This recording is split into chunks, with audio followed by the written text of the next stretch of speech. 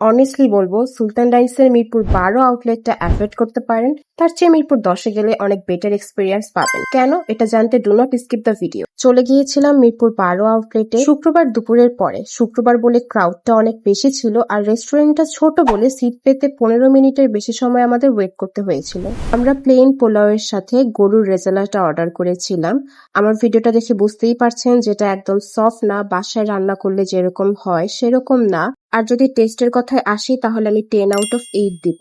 সাথে আমরা অর্ডার করেছিলাম মুরগির রোস্ট। সেটার কথা বলতে গেলে আমাদেরকে সার্ভ করেছিল ঠান্ডা অবস্থায়, আর ঠান্ডা থাকার কারণে এটার টেস্টটাও বোঝা যাচ্ছিল না। বলতে গেলে পুরোপুরি ভাবে গরম ছিল শুধুমাত্র প্লেন পোলাওটা। জালি কাবাবটা ঠিক ছিল, 10 আউট অফ 7। বাট মিরপুর 10-এর জালি কাবাবটা আমার কাছে অনেক বেশি ভালো লাগে, ওটা একদম 10 আউট অফ 10। ওভারঅল এক্সপিরিয়েন্সটা এভারেজ। খাবার ঠান্ডা হওয়ার কারণে অত বেশি ভালো লাগে নাই। আমার কাছে মনে হয় এটা নিয়ে ওনাদের ইমপ্রুভমেন্ট দরকার।